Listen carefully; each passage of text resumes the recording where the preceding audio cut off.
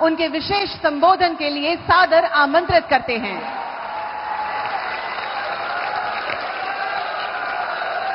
द्वारकाधीश की, द्वारकाधीश की, द्वारकाधीश की।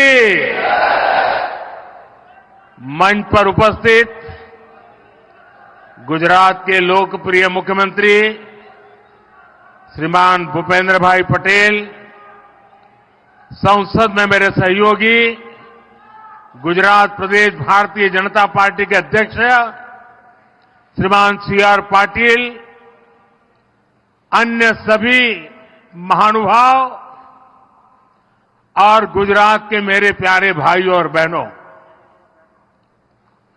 સૌથી પહેલા તો માતૃ સ્વરૂપા અમારી આહિર રાણીઓ એમણે જે ઓવારણા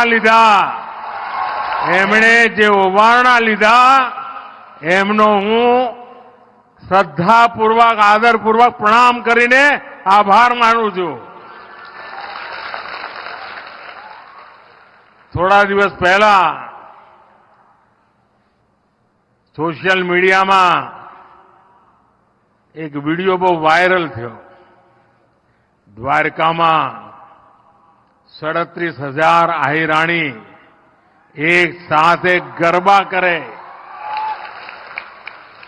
तो लोग मने बड़ा गर्व थी कहता था कि साहेब आ द्वारका में 37,000 आहिराणी। मैं कहूं भाई तमने गरबो देखाड़ो પણ ત્યાંની એક બીજી વિશેષતા છે કે આ 37,000 આહિરાણી જ્યારે ત્યાં ગરબા કરતી હતી ને ત્યારે ત્યાં ઓછામાં ઓછું 25,000 કિલો સોનું એમના શરીર ઉપર હતું। આ તો આંકડો હું ઓછામાં ઓછું કહું છું। જ્યારે લોકો જાણે કે શરીર પર 25,000 કિલો સોનું અને ગરબા, લોકોને આશ્ચર્ય થાય છે। એવી આ માતૃ સ્વરૂપા આપ સૌએ મારા ઓવારણા લીધા, આપના આશીર્વાદ મળ્યા। હું સૌ આહિરાણીનો માથું નમાવીને આભાર માનું છું। ભગવાન શ્રી કૃષ્ણ की कर्मभूमि द्वारिका धाम को मैं श्रद्धापूर्वक नमन करता हूं। देवभूमि द्वारिका में भगवान कृष्ण द्वारिकाधीश के रूप में विराजते हैं। यहां जो कुछ भी होता है वो द्वारिकाधीश की इच्छा से ही होता है। आज सुबह मुझे मंदिर में दर्शन का, पूजन का सौभाग्य मिला। द्वारिका के लिए कहा जाता है कि ये 4 धाम और सप्तपुरी दोनों का हिस्सा है। यहां आदि शंकराचार्य जी ने 4 पीठों में से एक शारदा पीठ की स्थापना की। यहां नागेश्वर ज्योतिर्लिंग है, रुक्मणी देवी मंदिर है, आस्था के ऐसे अनेक केंद्र है।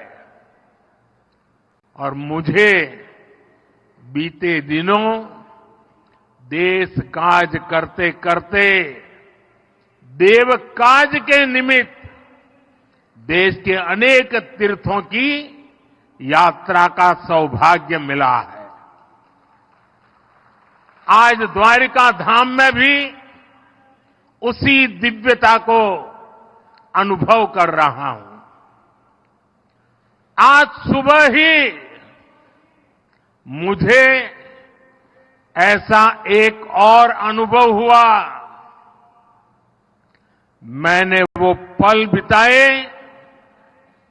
जो जीवन भर मेरे साथ रहने वाले हैं। मैंने गहरे समुद्र के भीतर जाकर प्राचीन द्वारिका जी के दर्शन किए।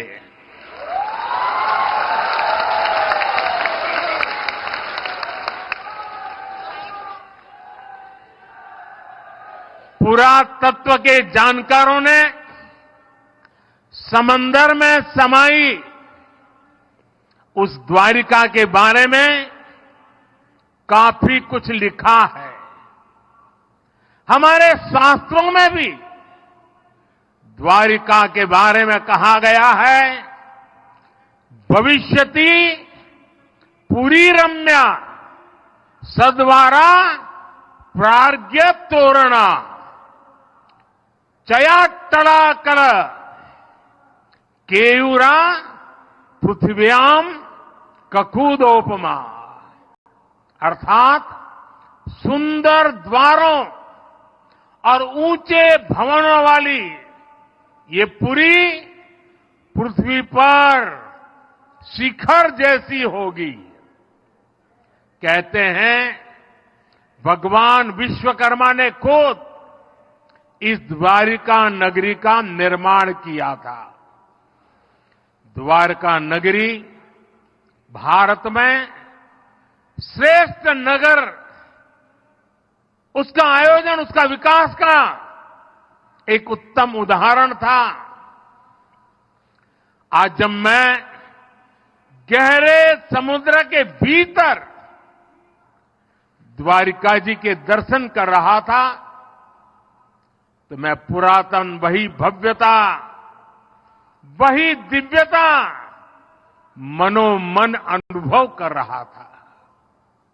मैंने वहां भगवान श्री कृष्ण को, द्वारकाधीश को प्रणाम किया, उन्हें नमन किया। मैं अपने साथ मोर पंख भी ले कर गया था, जिसे मैंने प्रभु कृष्ण का स्मरण करते हुए वहां अर्पित किया। मेरे लिए कई वर्षों से, जब मैंने पुरातत्वविदों से ये जाना था तो एक बहुत बड़ी जिज्ञासा थी। मन करता था कभी न कभी समुद्र के भीतर जाऊंगा और उस द्वारिका नगरी के जो भी अवशेष हैं उसे छू करके श्रद्धा भाव से नमन करूंगा। अनेक वर्षों की मेरी वो इच्छा आज पूरी हुई। मेरा मन बहुत गदगद है, मैं भाव विभोर हूं। दशकों तक जो सपना संजोया हो और उसे आज उस पवित्र भूमि को स्पर्श कर करके पूरा हुआ होगा, आप कल्पना कर सकते हैं मेरे भीतर कितना अभूत आनंद होगा। साथियों, 21वीं सदी में भारत के वैभव की तस्वीर भी मेरी आंखों में घूम रही थी और मैं लंबे समय तक अंदर रहा। मैं समुद्र द्वार और आज के यहां देर आई आने में उसका कारण भी मैं अंदर काफी देर रुका रहा। मैं समुद्र द्वारका के उस दर्शन से विकसित भारत के संकल्प को और मजबूत करके आया हूं। साथियों, आज मुझे सुदर्शन सेतु के लोकार्पण का भी सौभाग्य मिला है। 6 साल पहले मुझे इस सेतु के शिलान्यास का अवसर मिला था। ये सेतु ओखा को बेट द्वारका द्वीप से जोड़ेगा। ये सेतु द्वारकाधीश के दर्शन भी आसान बनाएगा और यहां की दिव्यता को भी चार चांद लगा देगा। जिसका सपना देखा, जिसकी आधारशिला रखी, उसको पूरा किया, यही ईश्वर रूपी जनता जनार्दन के सेवक मोदी की गारंटी है। सुदर्शन सेतु सिर्फ एक सुविधा भर नहीं है, बल्कि ये इंजीनियरिंग का भी कमाल है। और मैं तो चाहूंगा इंजीनियरिंग के, स्ट्रक्चरल इंजीनियरिंग के विद्यार्थी आकर के इस सुदर्शन सेतु का अध्ययन करें। ये भारत का अब तक का सबसे लंबा केबल आधारित ब्रिज है। मैं सभी देशवासियों को इस आधुनिक और विराट सेतु के लिए बहुत बहुत बधाई देता हूं। અને આજે જ્યારે આવડું મોટું કામ થાય છે ત્યારે એક જૂની વાત યાદ આવે છે। રશિયામાં અસ્ટ્રાખાન નામનું એક રાજ્ય છે। ગુજરાત અને અસ્ટ્રાખાન સાથે સિસ્ટર સ્ટેટનો આપણો નાતો છે। તો જ્યારે હું મુખ્યમંત્રી હતો ત્યારે રશિયાના એ અસ્ટ્રાખાન રાજ્યમાં એમણે મને નિમંત્રણ આપ્યું, હું ગયો હતો। અને જ્યારે ત્યાં ગયો તો મારા માટે આશ્ચર્ય હતું કે ત્યાં જે સારામાં સારી બજાર હોય, મોટામાં મોટો મોલ હોય, તો એનું નામ ઓખા ઉપર જ હોય। બધાના નામ પર ઓખા। મેં કહ્યું કે ઓખા કેમ રાખ્યું છે? તો સદીઓ પહેલા આપણા લોકો અહીંથી વેપાર માટે ત્યાં જતા અને અહીંથી જે ચીજો જાય એને ત્યાં ઉત્તમમાં ઉત્તમ ચીજો માનવામાં આવતી। એના કારણે જે સદીઓ પછી પણ ઓખા નામની દુકાન હોય, ઓખા નામનો મોલ હોય, તો ત્યાંના લોકોને લાગે કે આ ખૂબ ઊંચી ગુણવત્તાવાળી વસ્તુ અહીંયા મળે છે। એ જે સદીઓ પહેલા આ મારા ઓખાની જે આબરૂ હતી ને, આ સુદર્શન સેતુ બન્યા પછી ફરી એકવાર દુનિયાના નકશામાં મારું ઓખા ચમકવાનું છે। साथियों, आज जब मैं सुदर्शन सेतु को देख रहा तो कितनी ही पुरानी बातें भी याद आ रही है। पहले द्वारका और बेट द्वारका के लोगों को, श्रद्धालुओं को फेरी बोट पर निर्भर रहना पड़ता था। पहले समंदर और फिर सड़क से लंबा सफर करना पड़ता था। यात्रियों को परेशानी होती थी और अक्सर समंदर की ऊंची लहरों के कारण कभी कभी बोट सेवा बंद भी हो जाती थी। इससे श्रद्धालुओं को बहुत परेशानी होती थी। जब मैं मुख्यमंत्री था तो यहां के साथी जब भी मेरे पास आते थे तो ब्रिज की बात जरूर करते थे। और हमारे शिव हमारे पबूबा, उनका एक एजेंडा था कि ये काम मुझे करना है। आज मैं देख रहा हूं कि पबूबा सबसे ज्यादा खुश है।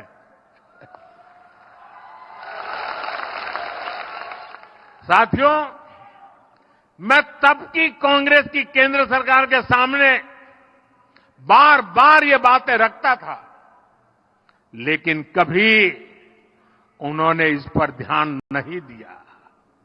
इस सुदर्शन सेतु का निर्माण यह भी भगवान श्री कृष्ण ने मेरे ही भाग्य में लिखा था। मुझे खुशी है कि मैं परमात्मा का आदेश का पालन करके इस दायित्व को निभा पाया हूं। इस पुल के बनने से अब देश भर से यहां आने वाले श्रद्धालुओं को बहुत सुविधा होगी। इस पुल की एक और विशेष बात है, इसमें जो शानदार लाइटिंग हुई है उसके लिए बिजली पुल पर लगे सोलर पैनल से ही जुटाई जाएगी। सुदर्शन सेतु में 12 टूरिस्ट गैलरी बनाई गई है। आज मैंने भी इन गैलरियों को देखा है। ये अद्भुत है, बहुत ही सुंदर है, सुदर्शन ही है। इनसे लोग अथाह नीले समंदर को निहार पाएंगे। साथियों, आज इस पवित्र अवसर पर मैं देवभूमि द्वारका के लोगों की सराहना भी करूंगा। यहां के लोगों ने स्वच्छता का जो मिशन शुरू किया है, और मेरे पास लोग सोशल मीडिया से वीडियो भेजते थे कि द्वारिका में कितनी जबरदस्त सफाई का काम चल रहा है। आप लोग खुश है ना? तुम्हारा बधाना आनंद हो ना? सफाई થઈ तो એકદમ બધું સાફ સાફ લાગે છે ને? પણ હવે તમારી જવાબદારી શું? પાછું મારે આવવું પડશે સાફ કરવા? એ તમે આને સાફ રાખશો કે નહીં? જરા હાથ ઊંચા કરીને કહો, હવે આપણે દ્વારકાને ગંદી નહીં થવા દઈએ। મંજૂર? मंजूर? देखिए, विदेश के लोग यहां आएंगे, अनेक श्रद्धालु आएंगे। जब वो स्वच्छता देखते हैं ना, तो आधा तो उनका मन आप जीत ही लेते हैं। साथियों, जब मैंने देशवासियों को नए भारत के निर्माण की गारंटी दी थी, तो ये विपक्ष के लोग जो आए दिन मुझे गाली देने के शौकीन है, वो उसकी भी मजाक उड़ाते थे।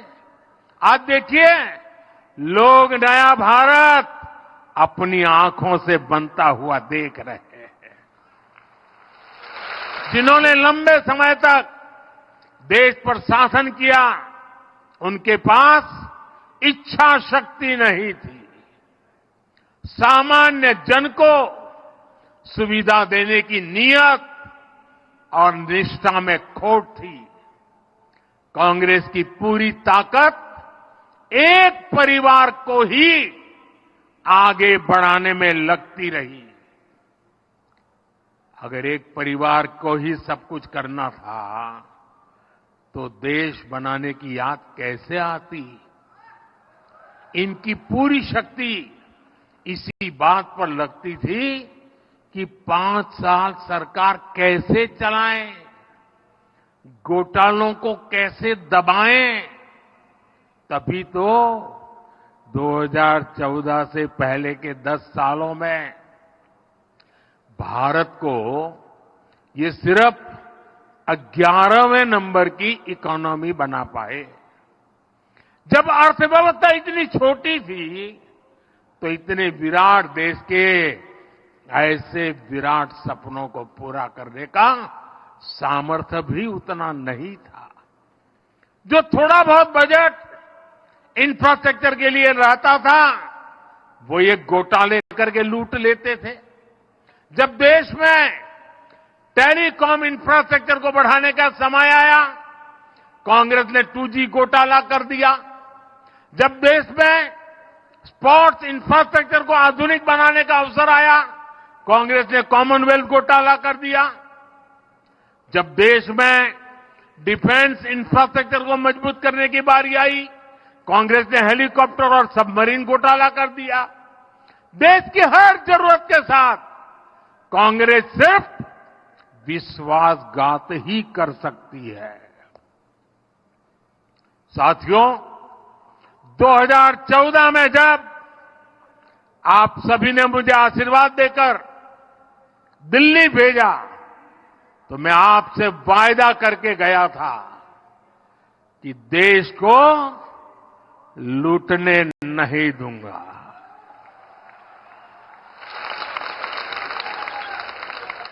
कांग्रेस के समय में जो हजारों करोड़ के घोटाले होते रहते थे, वो सब अब बंद हो चुके हैं। बीते 10 वर्षों में हमने देश को दुनिया की 5वें नंबर की आर्थिक ताकत बना दिया और इसका परिणाम आप पूरे देश में ऐसे नव्य, भव्य और दिव्य निर्माण कार्य देख रहे हैं। एक तरफ हमारे दिव्य तीर्थ स्थल आधुनिक स्वरूप में सामने आ रहे हैं, तो दूसरी तरफ मेगा प्रोजेक्ट से नए भारत की नई तस्वीर बन रही है। आज आप देश का ये सबसे लंबा केबल आधारित सेतु गुजरात में देख रहे हैं। कुछ दिन पहले ही मुंबई में देश का सबसे लंबा सी ब्रिज पूरा हुआ। जम्मू कश्मीर में चिनाब पर बना शानदार ब्रिज आज दुनिया भर में चर्चा का विषय है। तमिलनाडु में भारत का पहला vertical lift bridge new Pamban bridge भी तेजी से काम चल रहा है। असम में भारत का सबसे लंबा नदी सेतु भी बीते 10 वर्ष में ही बना है। पूरब, पश्चिम, उत्तर, दक्षिण चारों तरफ ऐसे बड़े निर्माण हो रहे हैं। यही आधुनिक कनेक्टिविटी समृद्ध और सशक्त राष्ट्र के निर्माण का रास्ता है।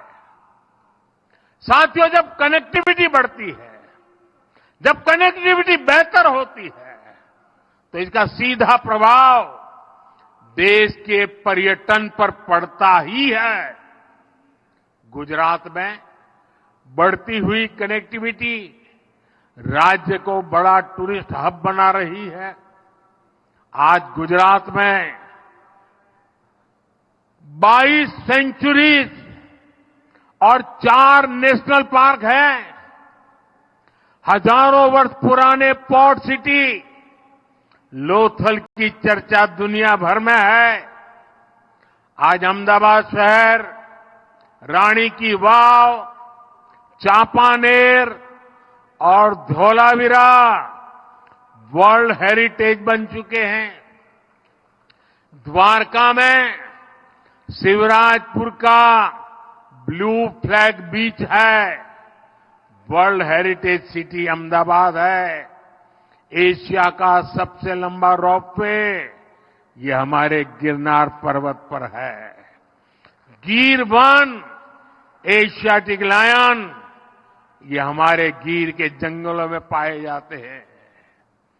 दुनिया की सबसे ऊंची प्रतिमा सरदार साहब की स्टैच्यू ऑफ यूनिटी गुजरात के एकता नगर में है। रणोत्सव में आज दुनिया भर के पर्यटकों का मेला लगता है। कच्छ का धोरडो गांव दुनिया के सर्वोत्तम पर्यटन गांवों में गिना जाता है। नड़ाबेट राष्ट्रभक्ति और पर्यटन का एक महत्वपूर्ण केंद्र बन रहा है। विकास भी, विरासत भी, इस मंत्र पर चलते हुए गुजरात में आस्था के स्थलों को भी संवारा जा रहा है। द्वारिका, सोमनाथ, पावागढ़, मोढेरा, अंबाजी ऐसे सभी महत्वपूर्ण तीर्थ स्थलों में सुविधाओं का विकास किया गया है। अंबाजी में ऐसी व्यवस्था की गई है कि 52 शक्तिपीठों के दर्शन एक जगह हो जाते हैं। आज गुजरात भारत आने वाले विदेशी पर्यटकों की पसंद बनता जा रहा है। वर्ष 2022 में भारत आए 85 लाख से अधिक पर्यटकों में हर 5वां पर्यटक गुजरात आया है। पिछले वर्ष अगस्त तक करीब 15.5 लाख पर्यटक गुजरात आ चुके हैं। केंद्र सरकार ने विदेशी पर्यटकों को जो ई वीजा की सुविधा दी है, उसका भी लाभ गुजरात को मिला है। पर्यटकों की संख्या में हो रही ये वृद्धि गुजरात में रोजगार और स्वरोजगार के नए अवसर बना रही है। साथियों, मैं जब भी सौराष्ट्र आता हूं, यहां से एक नई ऊर्जा लेकर जाता हूं। सौराष्ट्र की ये धरती संकल्प से सिद्धि की बहुत बड़ी प्रेरणा है। आज सौराष्ट्र का विकास देखकर किसी को भी एहसास पहले कभी नहीं होगा कि पहले यहां जीवन कितना कठिन हुआ करता था। हमने तो वो दिन भी देखे हैं जब सौराष्ट्र का हर परिवार, हर किसान बूंद बूंद पानी के लिए तरसता था। यहां से लोग पलायन करके दूर दूर पैदल चले जाते थे। जब मैं कहता था कि जिन नदियों में साल भर पानी रहता है, वहां से पानी उठाकर सौराष्ट्र और कच्छ में लाया जाएगा, तो ये कांग्रेस के लोग मेरी मजाक उड़ाते थे। लेकिन आज सौनी ये एक ऐसी योजना है जिसने सौराष्ट्र का भाग्य बदल दिया है। इस योजना के तहत 1300 किलोमीटर से अधिक की पाइपलाइन बिछाई गई है। और पाइपलाइन भी छोटी नहीं है, पाइप के अंदर मारुति कार चल जा सकती है। इसके कारण सौराष्ट्र के सैकड़ों गांवों को सिंचाई का और पीने का पानी पहुंच गया है। अब सौराष्ट्र का किसान संपन्न हो रहा है, यहां का पशुपालक संपन्न हो रहा है, यहां का मछुआरा संपन्न हो रहा है। मुझे विश्वास है आने वाले वर्षों में पूरा सौराष्ट्र, पूरा गुजरात सफलता की नई ऊंचाई पर पहुंचेगा। द्वारकाधीश का आशीर्वाद हमारे साथ है। हम मिलकर सौराष्ट्र को, गुजरात को विकसित बनाएंगे। गुजरात विकसित होगा, भारत विकसित होगा। एक बार फिर इस भव्य सेतु के लिए मैं आप सभी को हृदय से बहुत बहुत बधाई देता हूं, आपका अभिनंदन करता हूं। और अब मेरी द्वारका वालों से प्रार्थना है,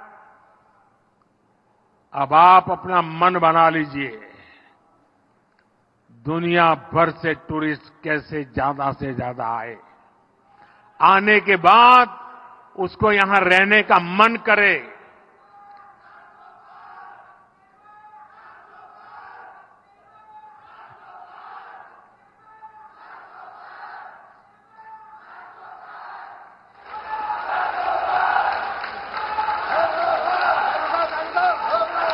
मैं आपकी इस भावना का आदर करता हूं।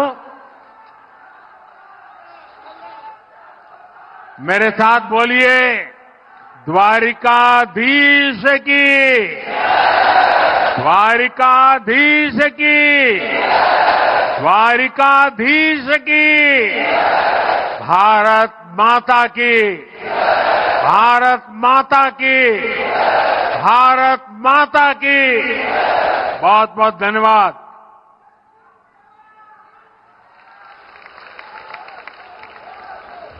માનનીય પ્રધાનમંત્રી શ્રી આપના ઉત્સાહભર્યા પ્રધાનમંત્રી મોદીને આપ સાંભળી રહ્યા હતા। તેમણે કરોડોની વિકાસ કાર્યોની યોજનાઓ હતી તેનું લોકાર્પણ કર્યું અને સાથે જ દ્વારિકા નગરીને સંબોધી, જે સોનાની નગરી સમુદ્રમાં સમાઈ ગઈ તેની મુલાકાતના પણ જે તેમના સંસ્મરણો હતા તે પણ તેમણે વાગોડ્યા અને સાથે જ તેમણે દ્વારકાના જે લોકો છે તેમને કહ્યું કે આ સિગ્નેચર બ્રિજનું લોકાર્પણ થતાં જ પર્યટકોને તો સારી એવી સુવિધા મળશે જ, પરંતુ સાથે સાથે દ્વારકાના જે લોકો છે તેમને પણ બેટ દ્વારકા જવા માટે હવે મુશ્કેલીઓ નહીં પડે.